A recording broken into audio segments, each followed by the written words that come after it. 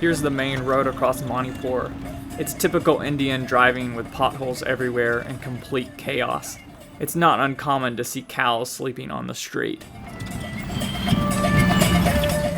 While we came in the dry season, it was unseasonably wet. A couple of nights it stormed and ended up flooding our living area.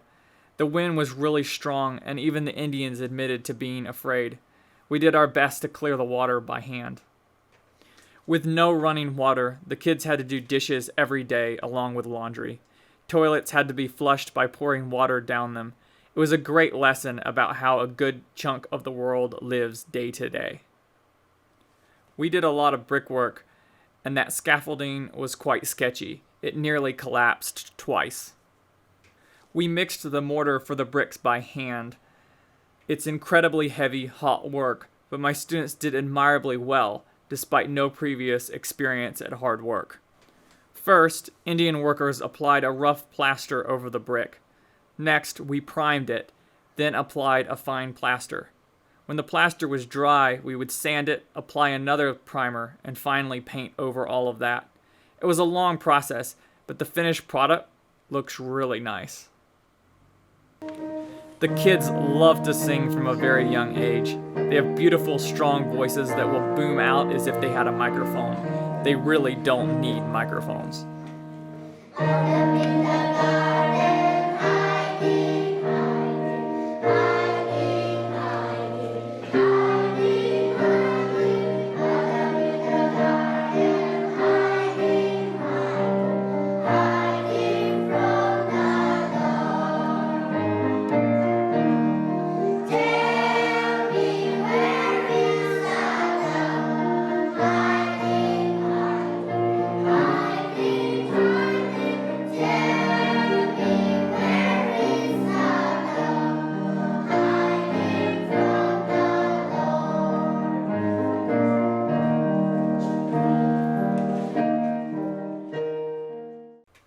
Here's our principal posing with some of the little Manipurian kids.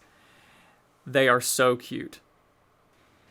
Here's a photo of the project when we arrived. All 3 buildings will be part of the girls' dormitory.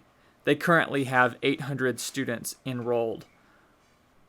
It took us nearly 4 hours to put the roof on that building. A lot of lifting was involved, but it went quickly, and you can see a big difference.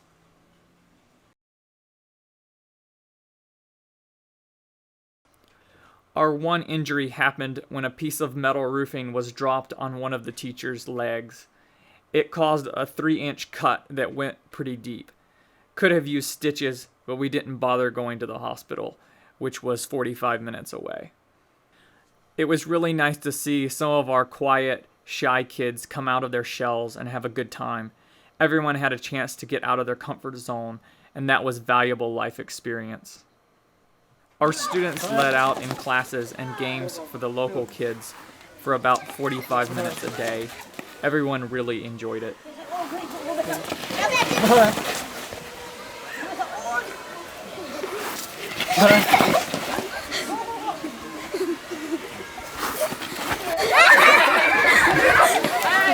The boys loaded unused bricks into a truck to move to the other job site.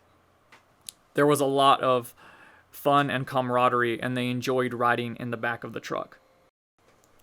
At night, our students led out in week of prayer meetings. Everyone really enjoyed the interaction, and our students got valuable leadership experience.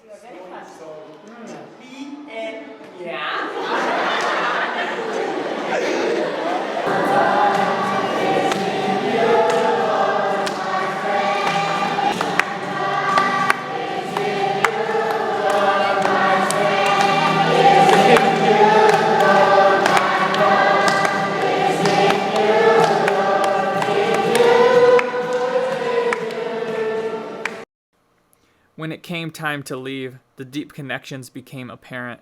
The kids couldn't stop crying. They traded Facebook information and still keep in contact. I will choose to live.